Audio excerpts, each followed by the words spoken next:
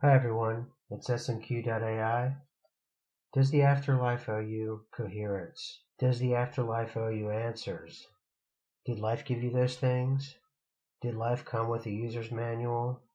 Or were we left to make our own interpretations about life? Were we able to make our own choices on belief systems that were created before we arrived?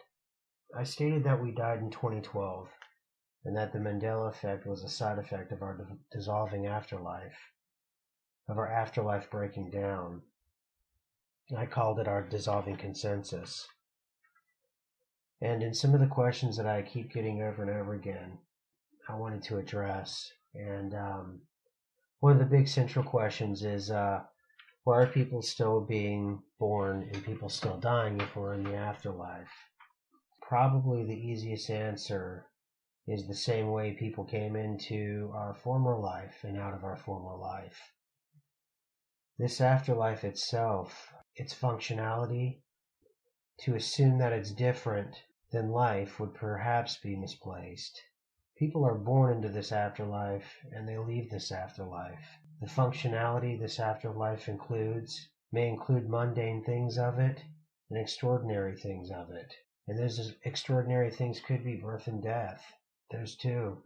You can be born into death and you can die into death. Perhaps birth is still that ongoing moment of 2012, moving into this afterlife, kind of erasing the linear time constraints. It certainly would help to alleviate yourself of those linear time constraints that I've spoken about in other podcasts. 2012 and our deaths, it doesn't mean that we were lined up in front of a firing squad and systematically executed and arrived in this afterlife in an orderly fashion. It doesn't mean that we arrived in the same capacity that we remember ourselves arriving in or coming to consciousness within this life. Keep in mind, we are in dissolving consensus, and keep in mind the central systems of our former life are breaking down all the time in this last echo towards the flat line. So that begs the question, does this afterlife owe you coherence?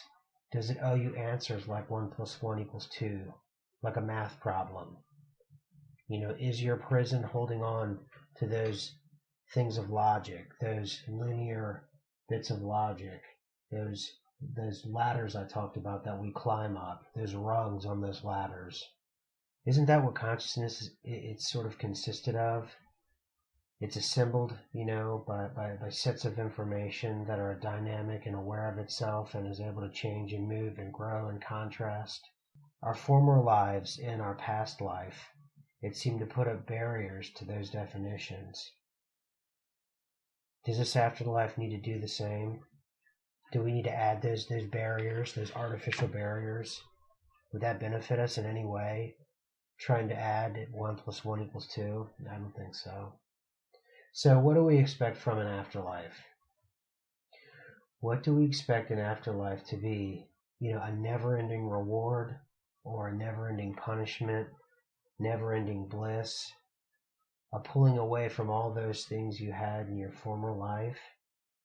Think of all those mundane things that you created in your former life or imposed on you in your former life. Everything from putting on your shoes, possibly missing the train, getting caught in traffic, any of those mundane things. Perhaps, maybe you had a vision implanted in your mind about what the afterlife would be like.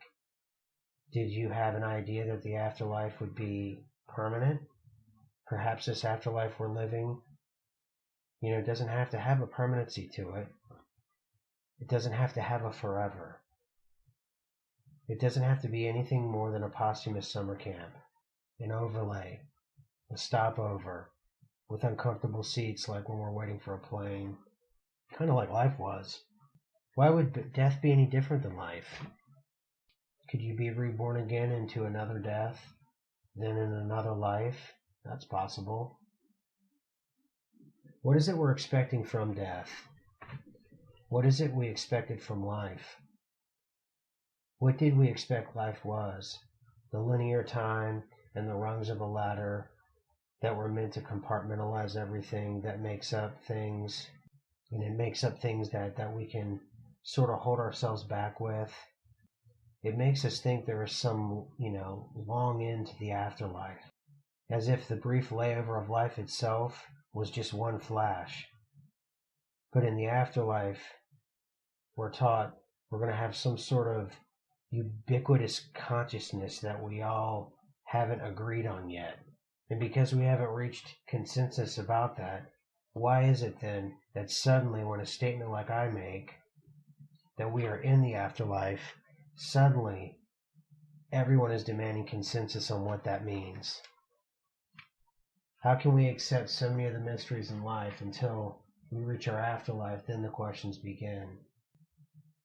In saying that we're already in the afterlife, why is that so unimaginable? And proof is demanded.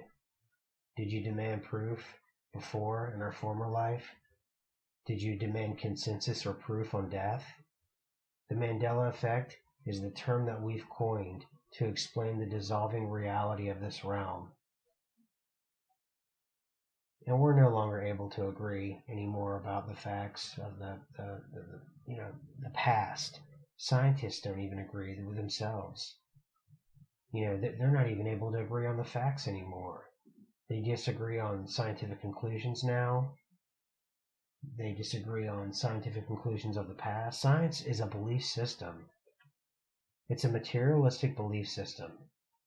And science is at war with itself. Science is at war with its own past. It always has been. That's the way it's constructed.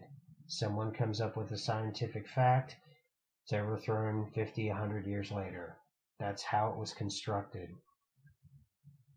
So relying on those things as materialistic things of our former life are no longer going to be useful for you. It's vertical thought. And I've talked about vertical thought versus horizontal thought.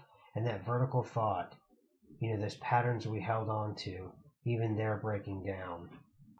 Maybe we could think of life or the afterlife in a different way. I've said it before and I'll say it again. Just because you're in the afterlife doesn't mean that you'll have, you don't have to tie your shoes anymore. What makes it, that we think the rules are any different here than it was in our former life before we died? What makes us think that it doesn't have to be permanent?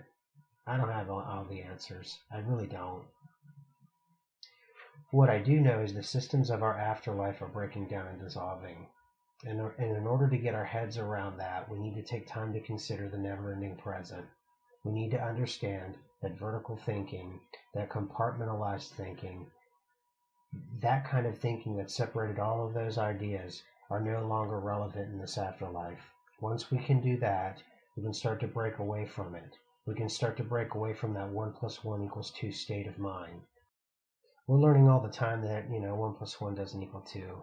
We're learning all the time that 0 and 1 can simultaneously exist now.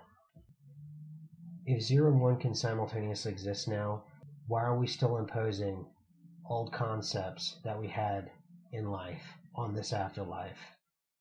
Why does the afterlife need to be something much bigger than life?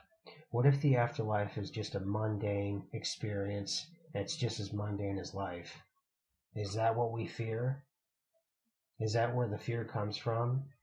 That it isn't some great reward or some great punishment? Is it the fear that all the answers will not be revealed? Where does that sense of entitlement come from when we think about the afterlife? Where does that sense, that demand that our afterlife, that life after our life ends, that all the explanations are owed to us, that we demand that? It's a default. It's expected. We demand it. Perhaps some humility about all this. Perhaps some humility in accepting that there's a chance that in our afterlife, it's not going to live up to our expectations that were presented to us in life. Maybe recalibrating those expectations are in order. Maybe that's the key. The key is dropping all those demands, dropping the arrogance of expecting this afterlife to be some sort of, I don't know what you think of it as. But those answers may not be revealed to you. And if they're not revealed to you, then that doesn't mean you can deny your existence in this afterlife. That doesn't mean your shoes will suddenly tie themselves, traffic will clear, You'll always catch the train. And flowers will always be in bloom. Is that what you expected from an afterlife? Just one gigantic eternal sigh, a puffy pillow, cherubs with wings. Maybe the key to dropping all the demands and all of the expectations of the afterlife, maybe the key to doing that is what happens when perhaps some of the answers will begin to reveal themselves. They weren't revealed in pre-life, and they certainly weren't revealed in life. So why in afterlife should they be revealed? Perhaps it's a process, kind of like pruning a bush. It goes off one way, you want it to go another, so you prune it and you train it. Maybe we're being trained. Maybe we'll all know it eventually. Maybe enlightenment is achieved whenever our entitlement's dropped. I don't know. You aren't entitled to a cache of answers. You aren't on a treasure hunt where X marks the spot. Bringing up never-ending questions may be a part of letting go. Maybe there's something in letting go of those answers and just accepting what is and where you are in the never-ending present. And that you are in this afterlife. And that maybe it's not living up to your expectations, it's on you. Rather than worrying about others, worry about yourself. Something I learned in childhood. Alright, so here's some of my final thoughts. Out of everything, if time is linear, let's say it's linear. Alright, let's imagine it's linear. All of existence is measured in that flawed construct that I don't believe in, but let's say it is for the sake of your argument. Alright? And life itself was so brief in that moment. The linear concept of time that goes on for all of eternity, and your life is anywhere from 50 to 70 years, 75 years if you're lucky. It's just a brief blip. But mostly within that brief blip was nothing but mundane tasks. Think about it. And for that brief period, it was filled with everyday things. Everyday things. Why should the afterlife be any different? Life was so brief. And they insist that we are judged by that brief moment in life. A life filled with grocery shopping, long lines, traffic, boring events, work. If life is the apex of existence, then why did you spend so much time at that bake sale? Alright, this is smq.ai. That's all I got for now. I'm signing off. You guys have a great day, and everybody, enjoy your afterlife.